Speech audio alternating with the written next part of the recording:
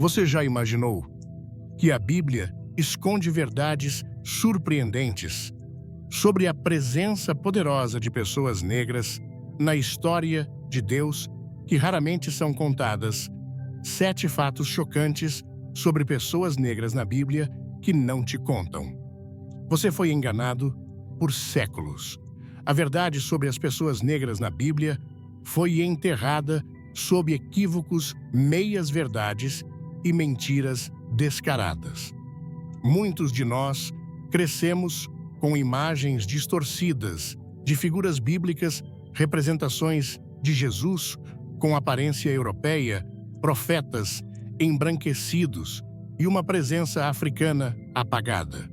Mas e se eu te dissesse que as pessoas negras foram uma parte vital do plano de Deus desde o início? E se eu te dissesse que a África e seu povo desempenharam alguns dos papéis mais importantes na Bíblia, que algumas das figuras mais poderosas, líderes, profetas e até reis, tinham raízes africanas?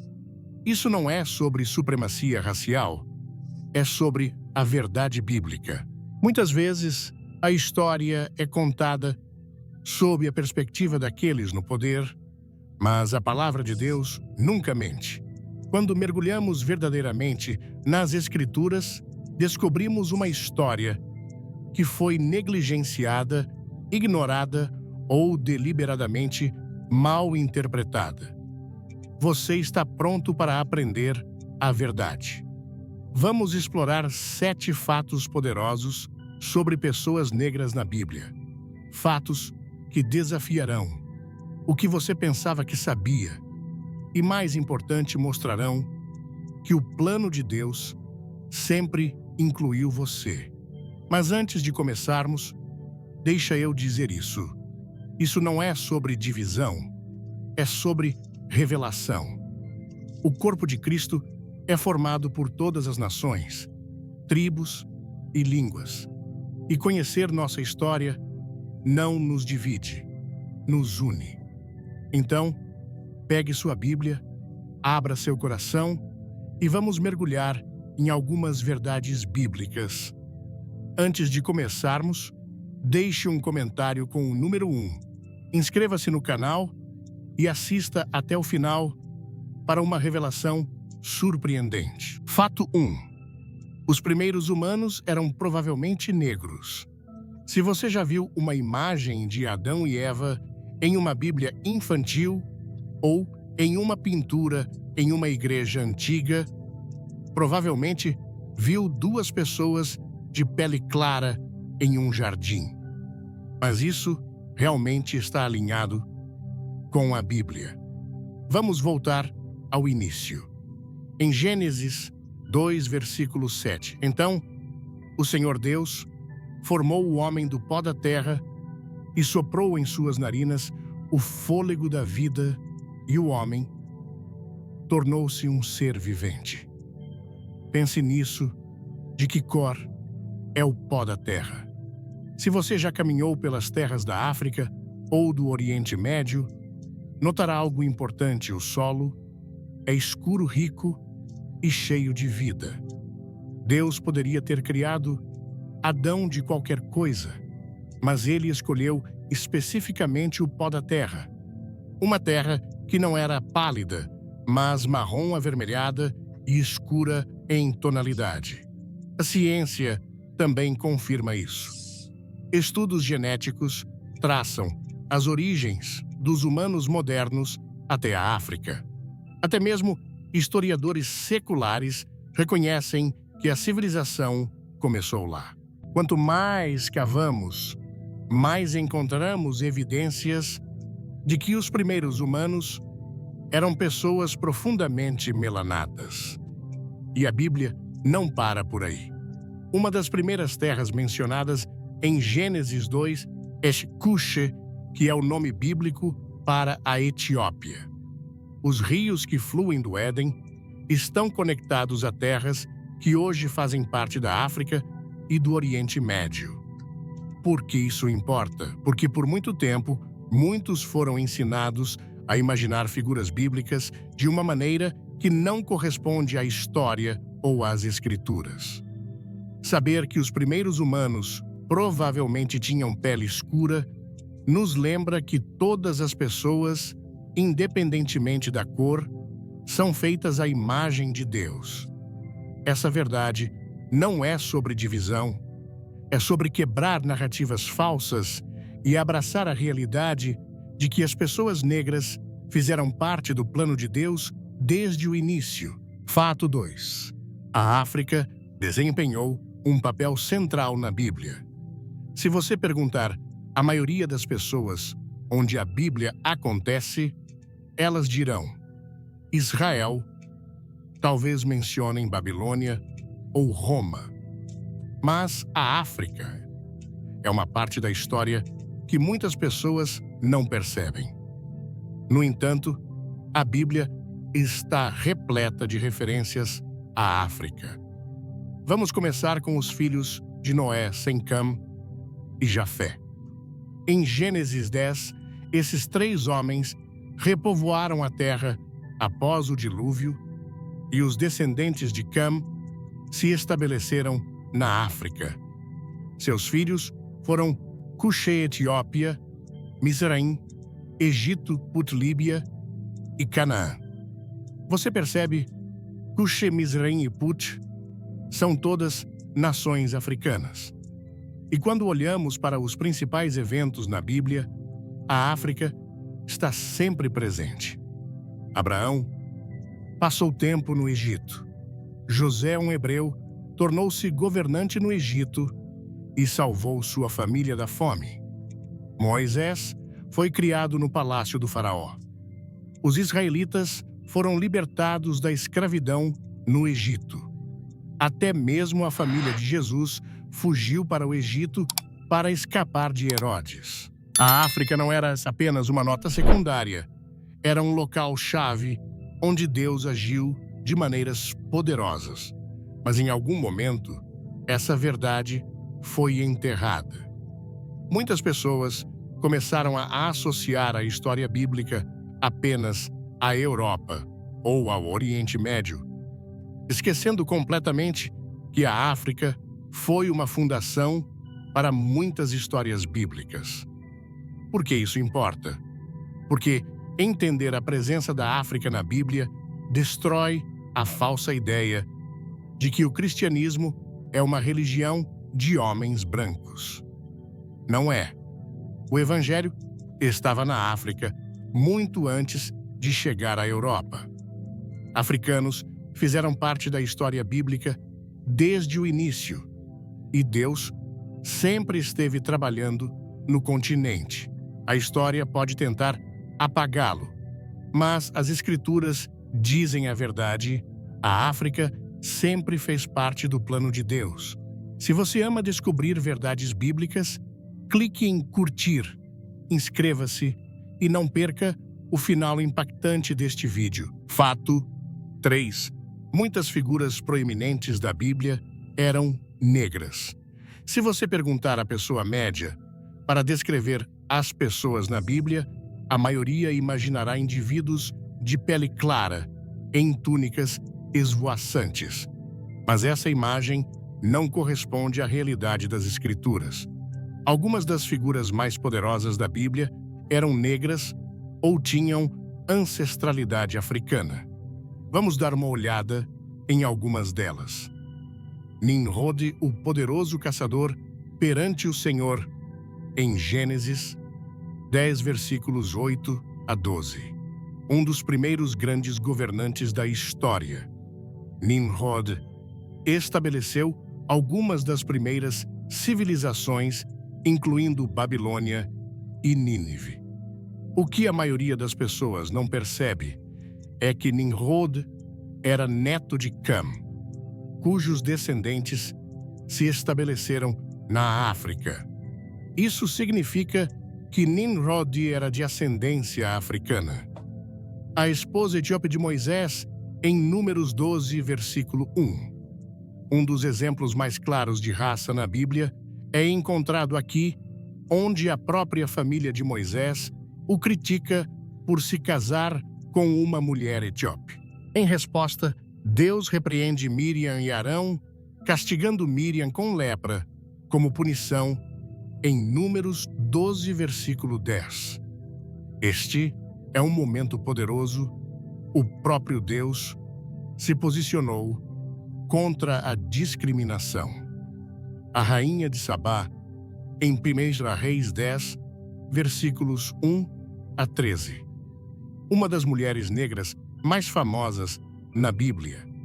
A rainha de Sabá viajou para encontrar o rei Salomão.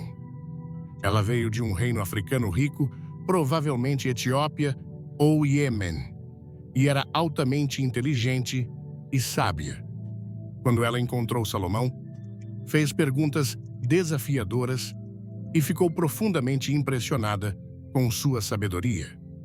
Além disso, a tradição etíope afirma que ela e Salomão tiveram um filho, Menelik Amri, que se tornou o primeiro imperador da Etiópia. Isso significa que a linhagem real da Etiópia está diretamente conectada à casa de Davi. Simão de Cirene, em Marcos 15, versículo 21. O homem que carregou a cruz de Jesus. Cirene ficava no norte da África, na atual Líbia, o que significa que Simão era um homem negro. No dia mais importante da história, quando Jesus carregou os pecados do mundo, um homem negro teve a honra de ajudá-lo a carregar a cruz. O eunuco etíope, em Atos 8, versículos 26 a 40. Um oficial etíope, lendo o livro de Isaías, foi levado a Cristo por Filipe, o evangelista. Ele creu em Jesus, foi batizado no local e voltou para a África como um dos primeiros convertidos cristãos registrados. Isso significa que o cristianismo chegou à África antes de chegar à Europa. Por que isso importa? Porque essas não são figuras menores. São líderes governantes e pessoas com um profundo significado espiritual. Sua presença na Bíblia nos lembra que as pessoas negras sempre fizeram parte da história de Deus muito antes da escravidão, da colonização ou das divisões raciais modernas. Deus deixou claro que julgar alguém apenas por sua raça ou etnia é completamente contra sua vontade. Fato 4. A maldição de Cam é uma má interpretação. Uma das maiores falsidades já espalhadas é a crença de que as pessoas negras foram amaldiçoadas na Bíblia. Essa ideia foi usada para justificar a escravidão e a opressão, mas é baseada em uma leitura completamente errada das Escrituras. Vamos examinar o que realmente aconteceu, o que a Bíblia realmente diz. Em Gênesis 9, versículos 18 a 27, após o dilúvio, Noé plantou uma vinha, ficou bêbado e adormeceu nu em sua tenda. Seu filho Cam o viu e contou aos irmãos, enquanto Sem e Jafé, respeitosamente, cobriram seu pai sem olhar. Quando Noé acordou, ficou irritado. Mas aqui está a parte crucial. Maldito seja Canaã. Servo de servos será para seus irmãos. Em Gênesis 9, versículo 25. Você percebeu? Noé não amaldiçoou Cam, ele amaldiçoou Canaã, um dos filhos de Cam.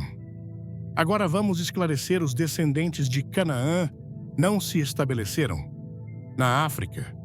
Eles viveram no Oriente Médio, na atual Israel, Líbano e Síria. A maldição era específica para Canaã, não para todos os descendentes de Cam.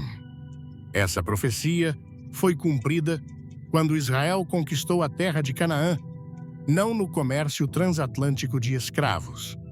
Por séculos, traficantes de escravos e teólogos racistas distorceram essa história para afirmar que todas as pessoas negras foram amaldiçoadas para serem escravas. Isso é uma completa mentira. Em nenhum lugar na Bíblia está dito que pessoas negras foram amaldiçoadas ou destinadas a serem servas. Na verdade, a Bíblia condena consistentemente a opressão. Em Êxodo 21, versículo 16, está escrito: quem sequestrar uma pessoa e a vender, ou se a pessoa for encontrada em seu poder, certamente será morto. Isso é uma condenação direta da escravidão. A ideia de que pessoas negras foram destinadas à servidão é nada mais que uma distorção humana das Escrituras para poder e controle. A verdade sobre a justiça de Deus é clara. Ao longo da história, pessoas más usaram a Bíblia para justificar sua maldade. Mas a palavra de Deus é clara. Em Atos 17, versículo 26 diz: de um só homem ele fez todas as nações, para que habitassem toda a terra. Aos olhos de Deus, não há raça inferior. A mentira da maldição de Cam é apenas outro exemplo de como as Escrituras foram manipuladas para ganho humano. Por que isso importa? Porque, ao nos libertarmos de ensinamentos falsos, recuperamos a verdade. As pessoas negras não são amaldiçoadas. Somos escolhidos, chamados e criados à imagem de Deus, assim como todos os outros. Quer saber mais? Comente. Quero a verdade. Inscreva-se e fique até o fim para um fato que vai te chocar. Fato 5. A Bíblia profetizou as lutas das pessoas negras. Um dos aspectos mais poderosos da Bíblia é que ela não apenas registra a história, mas também profetiza o futuro. Muitos crentes notaram que algumas profecias bíblicas sobre sofrimento, cativeiro e opressão parecem refletir as lutas históricas das pessoas negras. Será que a Bíblia previu essas dificuldades muito antes de acontecerem? Vamos examinar as Escrituras. Em Deuteronômio 28, Deus apresenta dois caminhos para os israelitas: bênçãos por obediência e maldições por desobediência. Uma das passagens mais marcantes é o Deuteronômio 28, versículo 68. E o Senhor os levará de volta em navios para o Egito, uma jornada que prometi que vocês nunca fariam novamente. Lá vocês se oferecerão à venda aos seus inimigos como escravos e escravas, mas ninguém os comprará. Ser levado em navios soa assustadoramente semelhante à escravidão. As pessoas negras enfrentaram séculos de servidão forçada. Nenhum comprador pode significar que, mesmo após a escravidão, a opressão e a discriminação continuaram. Muitos estudiosos debatem se essa passagem se refere diretamente ao comércio transatlântico de escravos. No entanto, uma coisa é clara: as lutas descritas neste capítulo têm uma semelhança impressionante com o que as pessoas negras enfrentaram ao longo da história. Deus repetidamente adverte seu povo contra a opressão e maus tratos.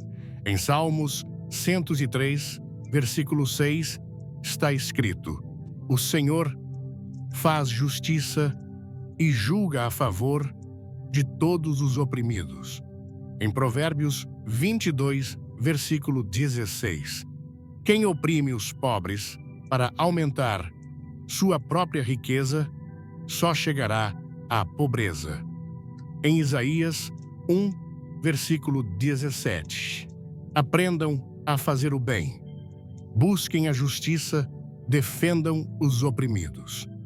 Não importa quanta injustiça as pessoas negras tenham enfrentado ao longo da história, a Bíblia deixa claro: Deus não é cego ao sofrimento. Ele vê, ouve e trará justiça em seu tempo perfeito. As lutas das pessoas negras da escravidão à segregação, do colonialismo ao racismo, são dolorosas e inegáveis. No entanto, a Bíblia também nos lembra que a redenção é possível. O sofrimento não é o capítulo final da história. Em Êxodo, Deus libertou os israelitas do Egito. No livro dos Juízes, ele repetidamente resgatou seu povo da opressão. No Novo Testamento, Jesus veio para libertar os cativos. Deus é um Deus de justiça e nenhuma opressão dura para sempre. As lutas das pessoas negras foram vistas por Deus e seu plano sempre foi de libertação, restauração e cura. Fato 6. O plano de Deus para todas as nações inclui pessoas negras. Uma das maiores mentiras já contadas é que o cristianismo é uma religião de homens brancos. Nada poderia estar mais longe da verdade. As pessoas negras fizeram parte do plano de Deus desde o início, e a Bíblia afirma claramente que seu reino é para todas as pessoas. Em Atos 17, versículo 26, está escrito: de um só sangue ele fez todas as nações para que habitassem toda a terra. Este versículo é poderoso, porque nos lembra que não importa de onde viemos, todos estamos conectados. Não há raça superior ou inferior, apenas a criação de Deus. Muitas pessoas desconhecem que algumas das primeiras igrejas cristãs estavam na África. Em Atos 13, versículo 1, menciona um homem chamado Simeão, chamado Níger, que significa negro. Ele era um dos profetas e mestres na igreja primitiva. A igreja, em Alexandria, no Egito, foi um dos centros cristãos mais influentes do mundo. Agostinho de Hipona, um dos pais da igreja mais renomados, era um africano, cujos escritos moldaram a teologia cristã por séculos. A ideia de que o cristianismo foi introduzido às pessoas negras por meio da colonização é completamente falsa. A verdade é que a África foi um dos primeiros lugares a receber o Evangelho, e as pessoas negras fizeram parte da fé desde o início. Uma das imagens mais bonitas da Bíblia está em Apocalipse 7, versículo 9. Depois disso, vi uma grande multidão que ninguém podia contar, de toda nação, tribo, povo e língua de pé diante do trono e diante do Cordeiro. Por que isso importa? Porque afirma que as pessoas negras não são uma reflexão tardia no reino de Deus. Sempre fizemos parte de seu plano divino. Se você já sentiu que o cristianismo não te inclui ou que sua fé foi emprestada de outra pessoa, saiba disto. Você faz parte do design divino de Deus e nada pode mudar isso. Antes de mergulharmos, dê um like, inscreva-se no canal e assista até o último segundo para uma surpresa incrível. Fatos de pessoas negras têm uma herança e propósito divinos. Se há uma coisa a levar disso, que seja isto: você não é um erro. Você não foi esquecido. Você faz parte do plano divino de Deus. Muitas vezes, a história negra é contada apenas pela lente da luta, escravidão, opressão e sofrimento. Mas a verdade é que as pessoas negras sempre fizeram parte de algo maior. Desde o início, Deus teve um propósito divino para as pessoas negras, e esse propósito ainda está se desdobrando hoje. Vimos que a África desempenhou um papel central na Bíblia e que muitas figuras bíblicas eram negras. Mas o que é ainda mais poderoso é como Deus usou pessoas negras para moldar a fé. Cristãos etíopes estavam entre os primeiros a seguir Jesus. A Igreja Africana produziu alguns dos maiores pensadores cristãos, como Agostinho. Crentes negros, ao longo da história, permaneceram firmes em sua fé, mesmo diante da perseguição. O cristianismo não é apenas parte da história negra. A história negra é parte do cristianismo. Deus ainda está usando pessoas negras para fazer coisas incríveis para seu reino. Missionários negros estão espalhando o evangelho pelo mundo. Pastores e líderes negros estão transformando comunidades. Cristãos negros estão adorando, orando e permanecendo firmes na fé, assim como os crentes nas Escrituras. Não importa o que o mundo diga, sua herança é de força, fé e propósito. Você é escolhido. O mundo pode tentar defini-lo por raça, nacionalidade ou história, mas Deus o define por seu chamado. Em 1 Pedro 2, versículo 9 está escrito: Vocês, porém, são geração eleita, sacerdócio real, nação santa, povo exclusivo de Deus, para anunciar as grandezas daquele que os chamou das trevas para a sua maravilhosa luz. Isso significa que você não foi esquecido, não é amaldiçoado, não é menos que ninguém. Você é escolhido. Vamos lá. Deixe um comentário com Bíblia. Inscreva-se e não saia. Antes do final, tem algo especial esperando por você. Quando mergulhamos nas verdades reveladas sobre a presença de pessoas negras na Bíblia, como abordado no tema 7 fatos chocantes sobre pessoas negras na Bíblia que não te contam, é impossível não sentir um misto de surpresa, gratidão e responsabilidade. Como brasileiros, somos um povo vibrante, moldado por uma rica diversidade cultural e histórica, onde a espiritualidade e a conexão com nossas raízes têm um lugar especial em nossos corações.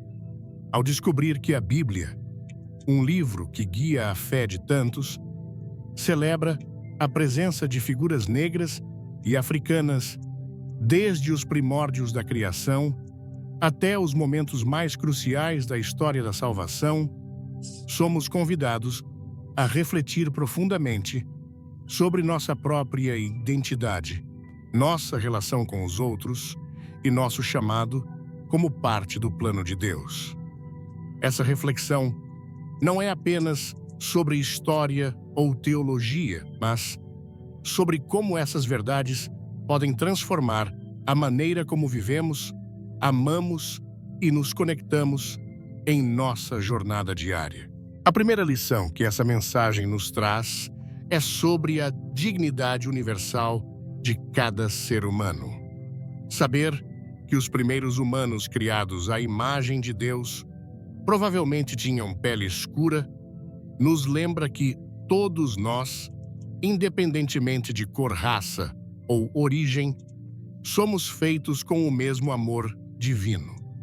No Brasil, onde a diversidade é uma marca registrada, essa verdade ressoa profundamente. Vivemos em um país onde a mistura de culturas africanas, indígenas e europeias criou uma identidade única, mas também enfrentamos desafios como racismo e desigualdade. Aplicar essa lição significa reconhecer a dignidade em cada pessoa que encontramos, no ônibus lotado, na fila do mercado ou na roda de conversa com amigos. É um convite para tratar cada indivíduo com respeito, para ouvir suas histórias e para combater qualquer forma de preconceito que tente diminuir o valor de alguém. Quando entendemos que todos somos feitos à imagem de Deus, como descrito em Gênesis 1, versículo 27, nossa maneira de interagir com o mundo muda. Passamos a ver o outro não como um estranho, mas como um irmão ou irmã, parte da mesma família divina. Outra lição poderosa é a centralidade da África na narrativa bíblica. Como brasileiros, muitas vezes, associamos a espiritualidade cristã a influências europeias, mas a Bíblia nos mostra que a África foi um palco essencial para a obra de Deus. Figuras como a rainha de Sabá, Simão de Cirene e o eunuco etíope não são meros coadjuvantes, mas protagonistas em momentos-chave da história sagrada. Isso nos ensina a valorizar nossas próprias raízes afro-brasileiras, que são parte integrante de quem somos como nação. No dia a dia, podemos aplicar isso celebrando a herança africana que pulsa em nossa música, dança culinária e fé. É um convite para honrar a capoeira, o samba, o candomblé, como expressões culturais que enriquecem nossa identidade, e para reconhecer que a espiritualidade cristã no Brasil tem raízes profundas na África, muito antes de qualquer influência colonial. Ao fazer isso, não apenas fortalecemos nossa autoestima coletiva, mas também construímos pontes de entendimento e respeito entre diferentes comunidades. A história da suposta maldição de Cam nos oferece uma lição crucial sobre a importância de buscar a verdade e rejeitar mentiras que dividem. Por séculos, essa interpretação errada foi usada para justificar atrocidades, mas a Bíblia deixa claro que Deus condena a opressão e valoriza todos os povos igualmente. No contexto brasileiro, onde ainda lidamos com as cicatrizes da escravidão e do colonialismo, essa lição nos chama a ser vigilantes contra narrativas que diminuem ou desumanizam qualquer grupo. Aplicar isso na vida cotidiana significa educar a nós mesmos e aos outros, questionar estereótipos e lutar por justiça. Seja no trabalho na escola ou em casa, podemos ser vozes que promovem a verdade, que desafiam preconceitos e que defendem a igualdade. Como está escrito em Isaías 1, versículo 17. Aprendam a fazer o bem, busquem a justiça, defendam os oprimidos. Essa é uma missão que podemos viver todos os dias, seja ajudando um colega marginalizado, apoiando iniciativas de inclusão ou simplesmente tratando todos com a dignidade que merecem. A presença de figuras negras como líderes, profetas e reis na Bíblia também nos inspira a reconhecer nosso próprio potencial. No Brasil, onde muitas vezes enfrentamos barreiras sociais e econômicas, é fácil sentir que nossos sonhos são limitados. Mas a Bíblia nos mostra que Deus escolheu pessoas de todas as origens para realizar grandes coisas. Nimrod, um descendente de Cam, foi um governante poderoso. A rainha de Sabá, uma mulher sábia e influente. Simão de Cirene, escolhido para carregar a cruz de Jesus. Essas histórias nos lembram que Deus não vê limitações, mas possibilidades. Aplicar essa lição significa acreditar em nosso próprio valor e propósito. Seja você um estudante lutando para passar no vestibular, um trabalhador buscando uma promoção ou um líder comunitário tentando fazer a diferença, saiba que Deus colocou grandeza dentro de você. Como brasileiros, temos essa energia vibrante, essa garra que nos faz persistir. Use essa força para perseguir seus objetivos, para inspirar outros e para viver com propósito, sabendo que você é parte do plano divino. Por fim, a visão de Apocalipse 7, versículo 9, onde uma multidão de todas as nações, tribos, povos e línguas está diante do trono de Deus, nos ensina sobre a beleza da diversidade e da unidade. No Brasil, onde convivemos com tantas culturas diferentes, essa imagem é um lembrete de que nossa força está na união. Podemos aplicar isso construindo comunidades mais acolhedoras, onde todos se sintam valorizados. Isso pode ser tão simples quanto ouvir alguém com uma perspectiva diferente participar de eventos culturais que celebram a diversidade ou trabalhar em equipe para resolver problemas locais.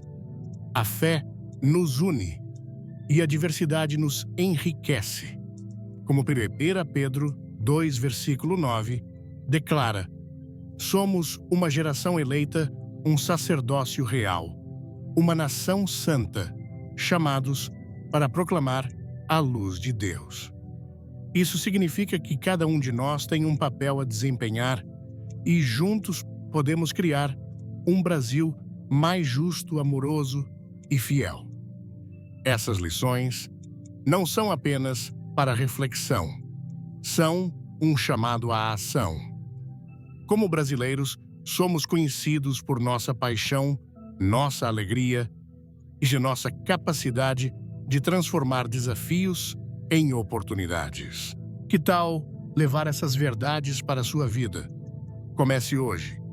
Trate cada pessoa com dignidade. Celebre suas raízes. Questione narrativas injustas.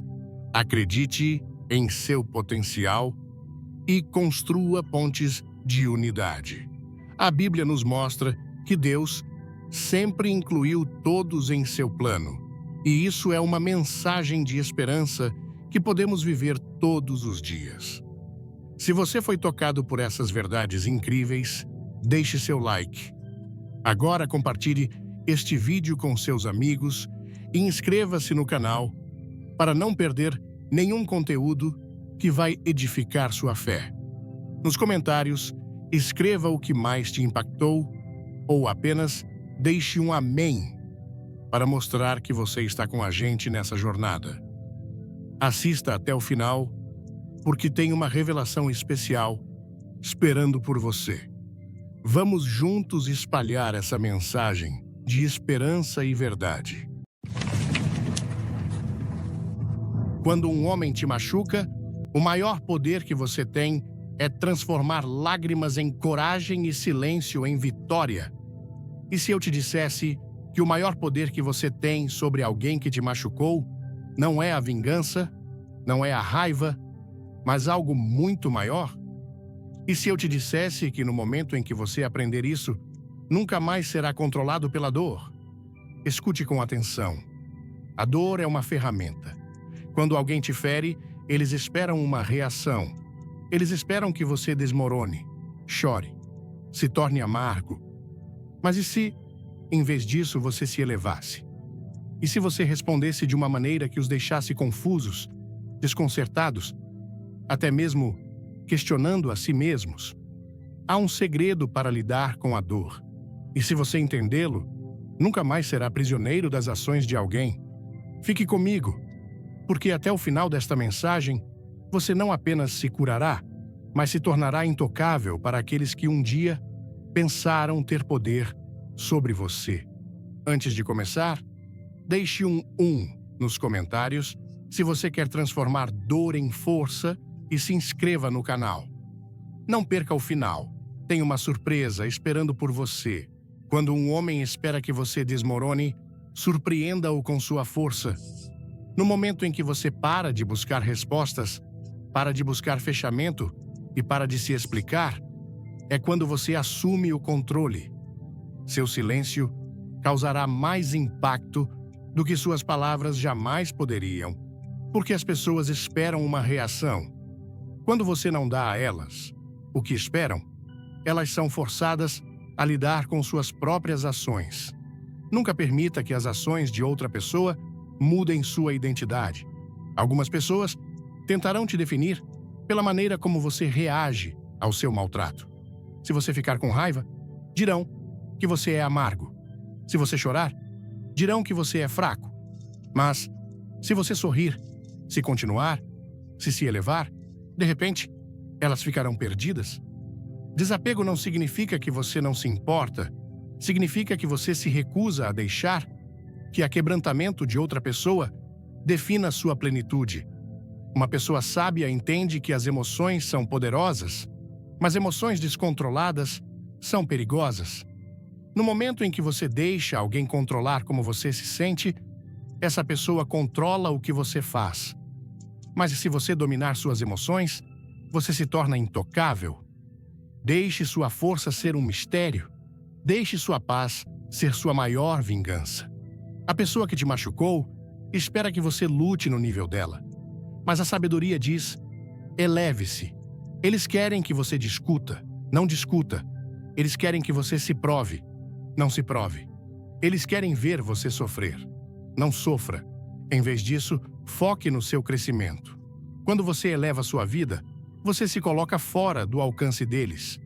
Uma das maneiras mais poderosas de confundir alguém que te machucou é não dar nada a eles. Nenhuma reação, nenhuma validação, nenhuma explicação. Apenas silêncio.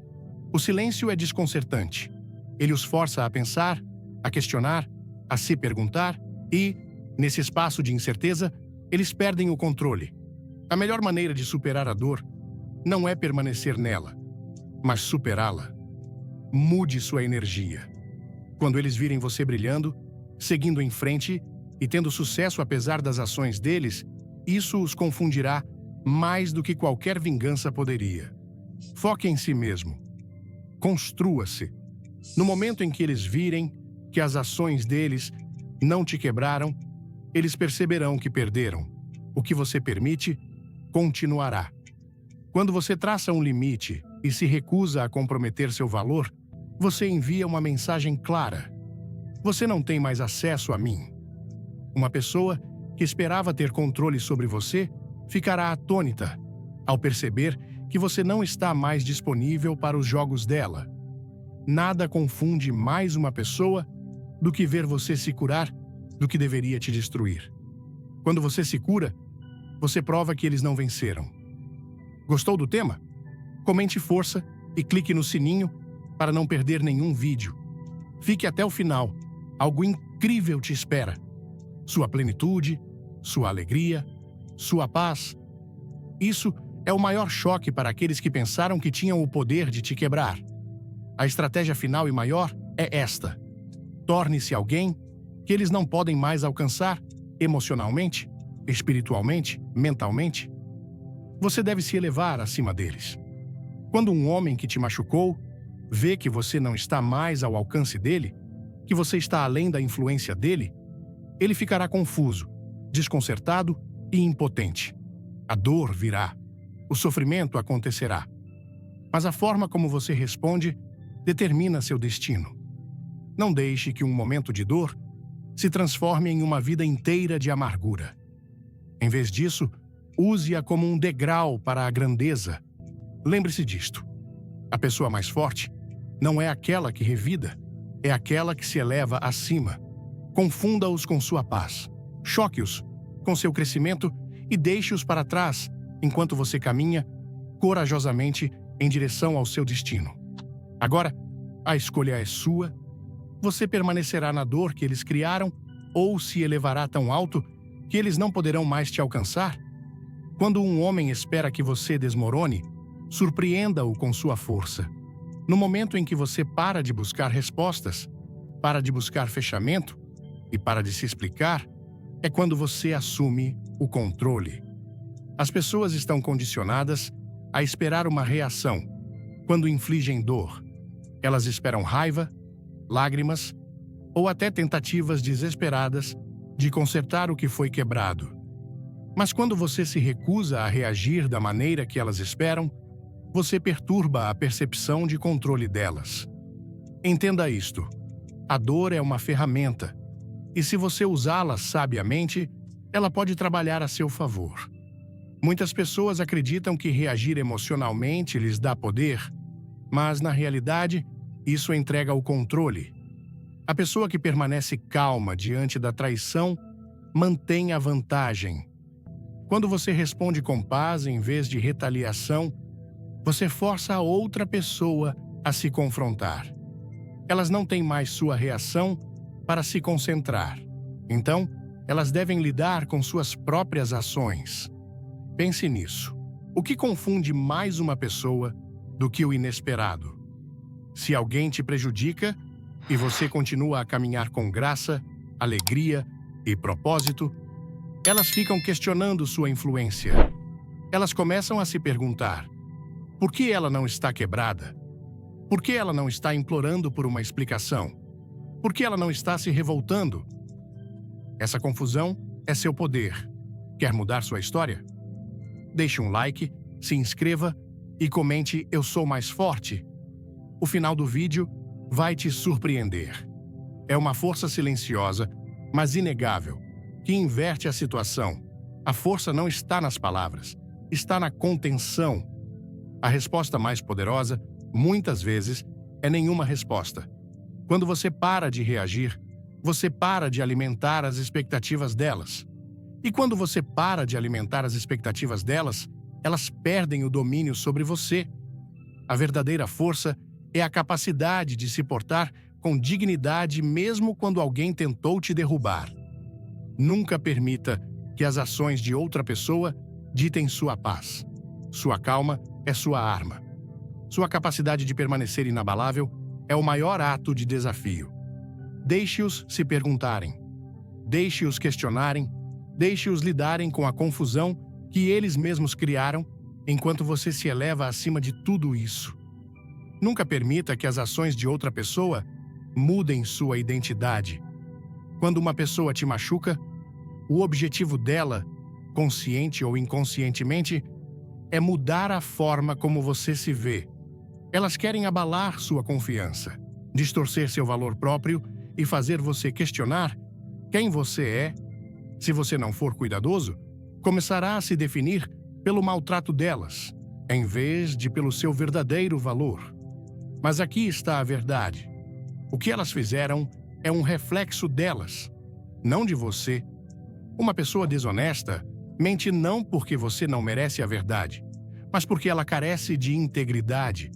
Uma pessoa manipuladora engana não porque você é fraco, mas porque ela está quebrada. Uma pessoa que te abandona não te deixa porque você é indigno de amor, mas porque ela nunca soube como te amar corretamente. No momento em que você internaliza as ações delas e as incorpora à sua identidade, você dá poder a elas. Você começa a acreditar que é indigno, não amado ou insuficiente. Esse é o verdadeiro dano, não a ação em si, mas a crise de identidade que ela cria em você. Então, como você confunde a pessoa que te machucou, recusando-se a mudar quem você é por causa do que ela fez? Em vez de se tornar amargo, torne-se melhor. Em vez de perder confiança, torne-se ainda mais seguro do seu valor. Em vez de desmoronar, construa-se. Quando elas virem que as ações delas não abalaram seu senso de si mesmo, elas começarão a questionar seu próprio poder. Seu valor não é determinado por como alguém te trata. Ele é determinado por quem você foi criado para ser. Caminhe nessa verdade. Permaneça firme em sua identidade e nunca permita que uma dor temporária redefina seu valor permanente. Uma pessoa sábia entende que as emoções são poderosas, mas emoções descontroladas são perigosas. No momento em que você deixa alguém controlar como você se sente, essa pessoa controla o que você faz. Quando um homem te machuca, ele espera uma reação. raiva, tristeza, desespero. Ele espera te ver implorando por respostas, exigindo justiça ou se afogando em autopiedade. Mas, no momento em que você domina suas emoções, você tira esse poder dele. A inteligência emocional é uma arma. Não significa suprimir o que você sente. Significa direcionar suas emoções sabiamente. Antes de tudo, comente "amém" se você está pronta para seguir em frente e clique em curtir. Não saia antes do final. Tem uma revelação poderosa. Quando você é ferido, você tem duas escolhas: reagir impulsivamente ou responder intencionalmente. Quem reage impulsivamente se torna previsível, fácil de manipular e emocionalmente exausto. Mas quem responde com sabedoria se torna intocável. Pense nisso. Quando alguém tenta te provocar e você se recusa a se envolver, o que acontece? Eles ficam frustrados. Eles perdem o controle. Eles começam a questionar seu próprio poder. Isso acontece porque as pessoas se alimentam das reações que esperam. Se um homem acredita que pode te quebrar e, em vez disso, te vê caminhando em paz, alegria e propósito, ele é forçado a reconsiderar sua influência sobre você. Essa confusão é a maior derrota dele. Nunca deixe que uma ferida temporária te leve a um arrependimento permanente. Muitas pessoas, no calor de suas emoções, dizem coisas que desejariam poder retirar, tomam decisões que prejudicam seu próprio futuro ou permitem que a amargura as consuma. Mas uma pessoa que governa suas emoções com sabedoria se move estrategicamente. Ela sabe que a melhor maneira de vencer não é reagir, mas se elevar. Suas emoções são suas para controlar. Não as coloque nas mãos de alguém que já provou não te valorizar. Quando você domina suas emoções, você domina sua influência. E quando você domina sua influência, ninguém, não importa o que faça, pode te quebrar. O silêncio é mais poderoso do que qualquer argumento. Quando um homem te machuca, ele espera palavras, gritos, questionamentos ou súplicas. Ele antecipa uma tempestade de emoções, uma enxurrada de acusações ou uma tentativa de entender o que aconteceu. Mas quando você responde com silêncio, você perturba tudo o que ele espera. O silêncio força a autorreflexão. Quando você se recusa a se envolver em batalhas desnecessárias, a pessoa que te prejudicou fica sozinha, com sua própria consciência. Eles não têm mais suas palavras para lutar contra, então são forçados a lidar com suas próprias ações. A culpa cresce mais alta na ausência de distração. Muitas pessoas defendem suas ações não porque acreditam que estão certas, mas porque não querem enfrentar o peso de suas próprias decisões. Mas, quando você se remove da equação, elas ficam para lutar contra si mesmas. Seu silêncio não significa que você é fraco. Significa que você escolheu sabedoria em vez de guerra. Nem toda luta vale a pena ser travada. Algumas batalhas são vencidas não ao levantar a voz, mas ao se afastar, com dignidade. Não há maior confusão do que esperar caos e receber paz em seu lugar.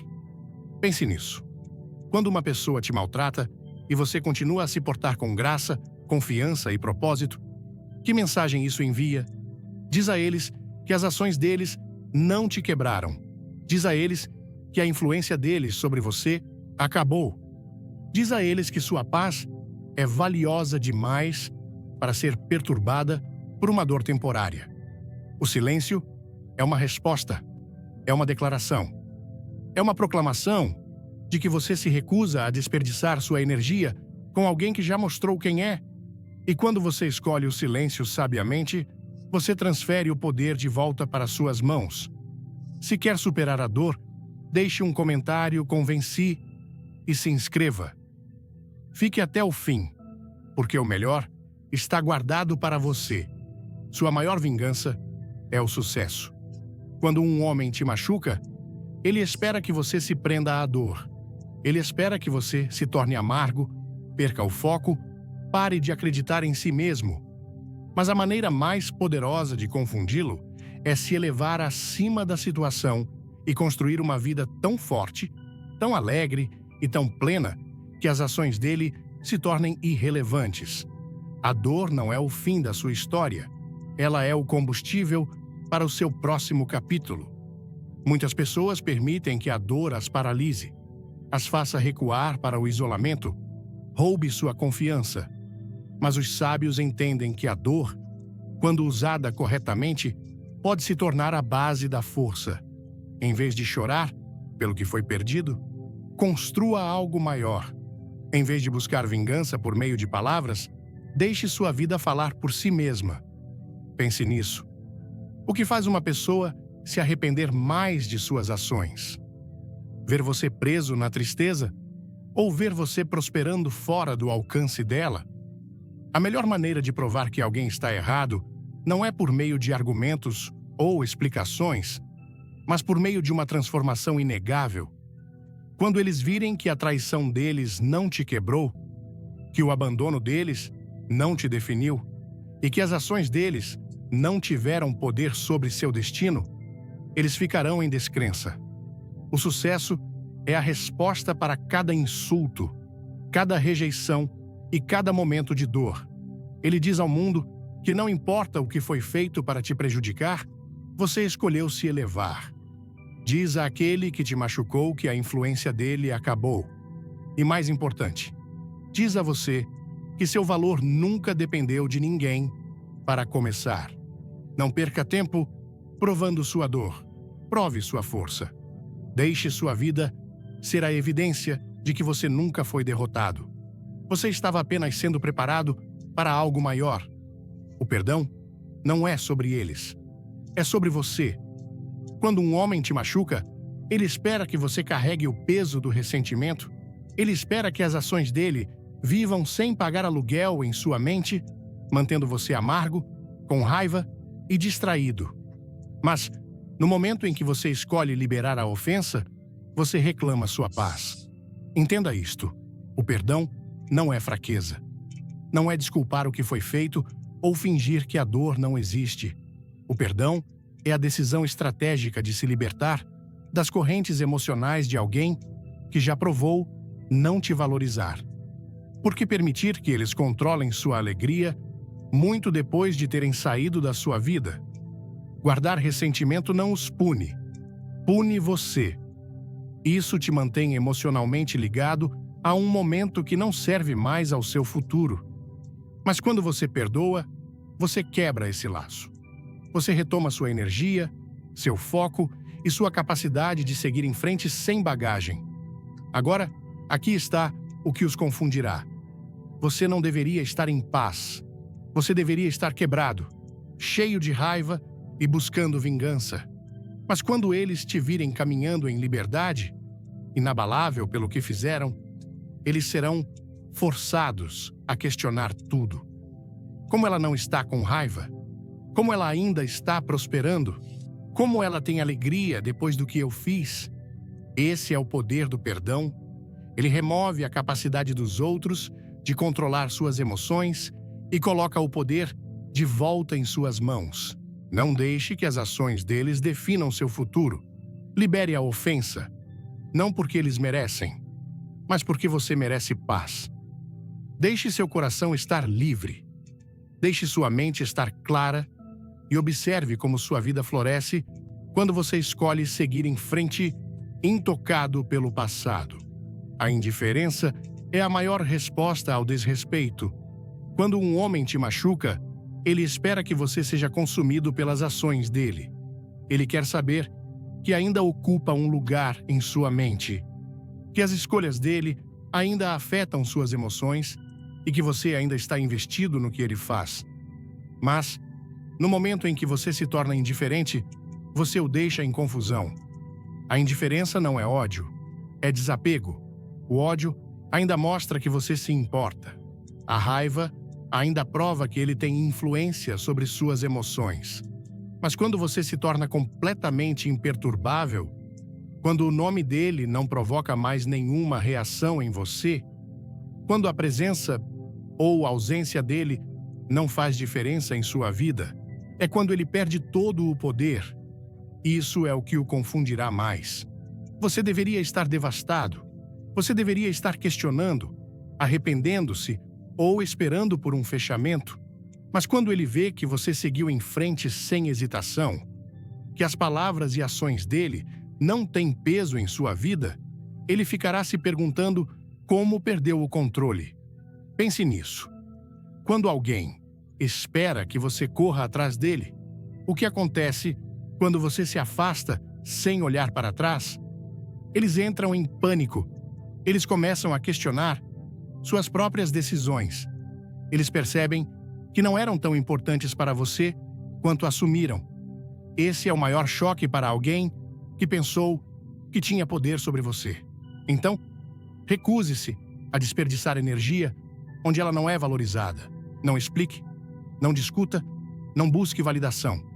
Simplesmente viva como se a existência dele não mais afetasse a sua. Porque uma vez que você domina a arte da indiferença, ninguém, não importa o que faça, pode te manter refém emocionalmente novamente. Sua transformação deve ser interna antes de se tornar externa. Quando um homem te machuca, ele espera que você desmorone. Ele espera que você perca a confiança, questione seu valor e se encolha na insegurança. Mas a maior maneira de confundi-lo é se elevar mentalmente, emocionalmente, espiritualmente e até fisicamente, até se tornar completamente fora de alcance. A verdadeira transformação não é apenas sobre aparência, é sobre transformação. Uma mente transformada é mais poderosa do que uma aparência transformada. Quando você investe no seu crescimento, quando fortalece sua mentalidade, quando aprofunda sua sabedoria e quando abraça seu propósito, você se torna intocável. Nenhum insulto pode te abalar, nenhuma rejeição pode te definir e nenhuma ferida do passado pode te parar. Isso é o que o deixará confuso.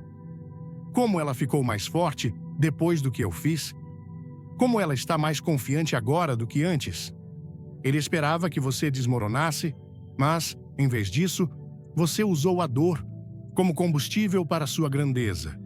Esse é o momento em que ele percebe que não te quebrou. Ele construiu uma versão mais forte de você. Pense nisso.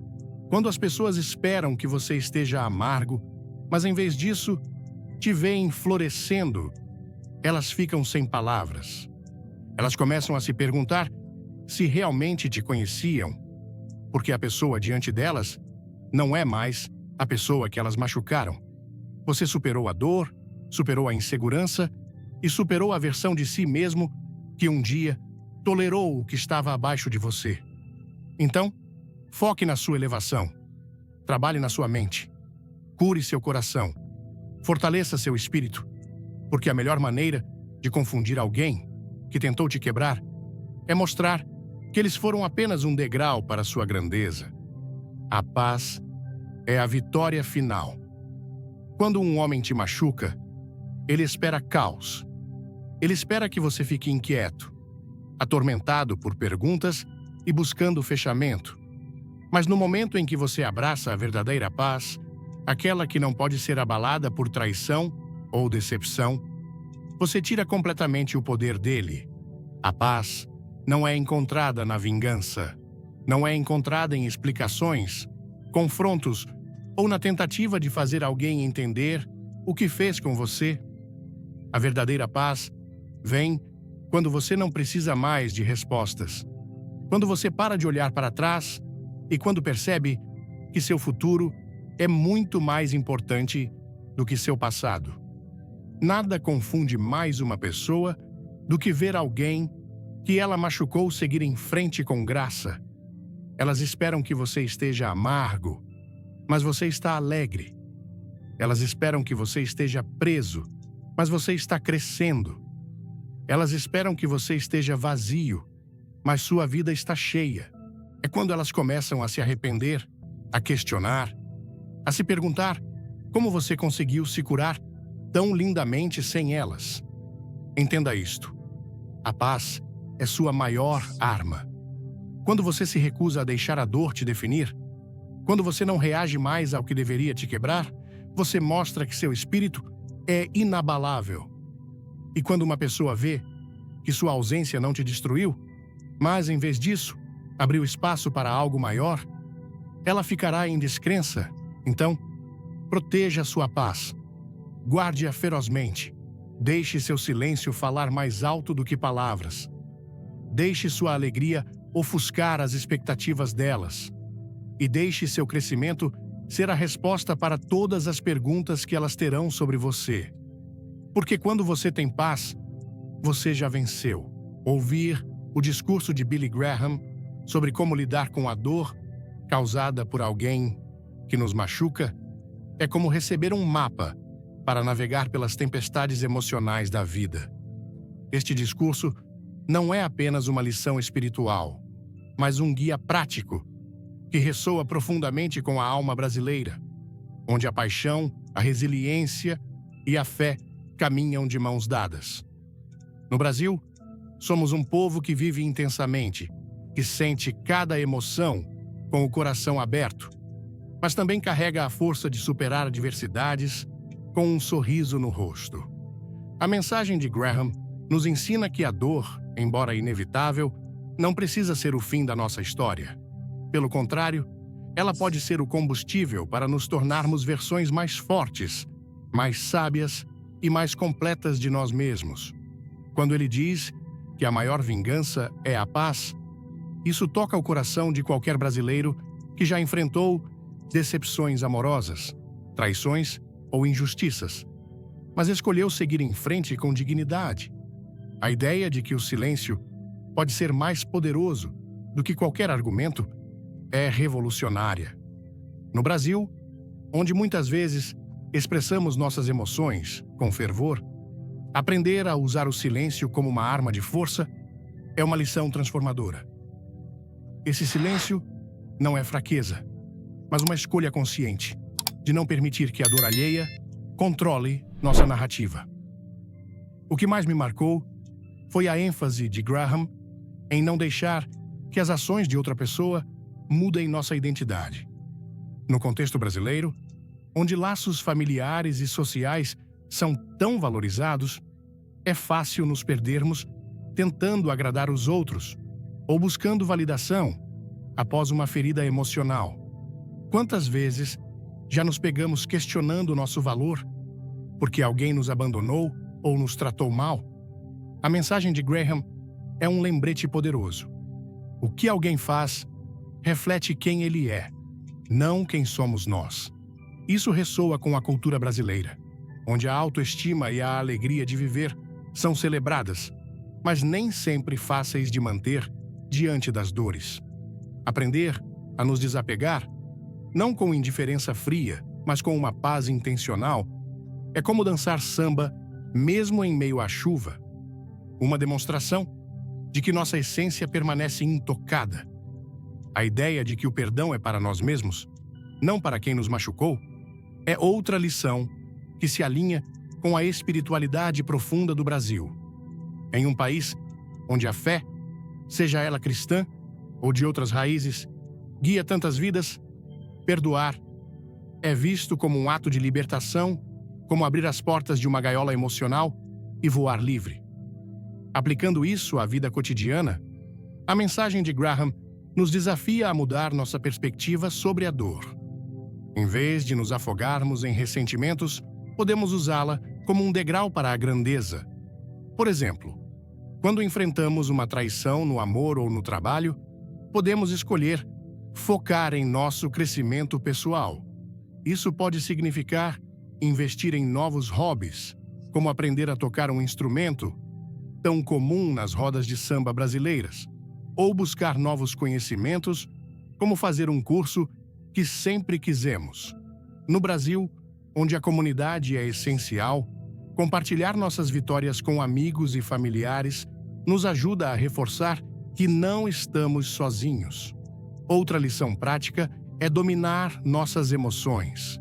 Em vez de reagir impulsivamente a uma provocação, podemos respirar fundo, como fazemos antes de um carnaval intenso, e responder com calma e propósito. Isso não apenas nos protege, mas confunde quem esperava nos ver desmoronar. O silêncio, como Graham sugere, pode ser nossa maior arma. Imagine o impacto de não responder a uma mensagem provocadora ou de simplesmente sorrir diante de uma crítica injusta. É uma força que desarma qualquer um.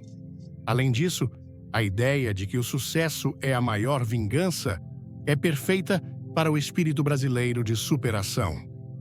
Quantos de nós já vimos histórias de pessoas que, após um fracasso, se reergueram e brilharam ainda mais? Seja abrindo um novo negócio, conquistando um sonho ou simplesmente vivendo com alegria, nosso sucesso fala mais alto do que qualquer palavra. No Brasil, onde a luta diária muitas vezes exige resiliência, essa mensagem nos lembra que cada dor é uma oportunidade de construir algo maior. Por fim, a paz que Graham exalta é o que todos buscamos, seja na energia vibrante de uma praia carioca ou na serenidade de uma missa dominical. Proteger essa paz significa dizer não ao que nos diminui e sim ao que nos eleva. Para aplicar essas lições no dia a dia, comece pequeno. Reserve um momento para refletir sobre quem você é, independentemente do que os outros fizeram. Escreva seus objetivos. Como um brasileiro, planeje a sua próxima festa, com entusiasmo e clareza. Cerque-se de pessoas que te valorizam, como uma roda de amigos em um churrasco, e invista em sua saúde mental e espiritual. Ore, medite ou dance. Faça o que te conecta com sua essência. Quando a dor vier, lembre-se, ela não é o fim, mas o começo de uma nova versão de você. Como brasileiros, sabemos que a vida é uma mistura de luta e celebração. Escolha celebrar, mesmo nas tempestades. Se esta mensagem tocou seu coração e te inspirou a transformar dor em força, deixe um like agora e compartilhe este vídeo com alguém que precisa ouvir isso. Não esqueça de se inscrever no canal e ativar o sininho para não perder nenhuma mensagem poderosa como esta. Nos comentários, escreva "Eu escolho a paz" ou compartilhe como você está superando suas dores. Sua história pode inspirar outros. Fique até o final, porque sempre há uma surpresa esperando por você. Vamos juntos construir uma vida cheia de propósito e alegria.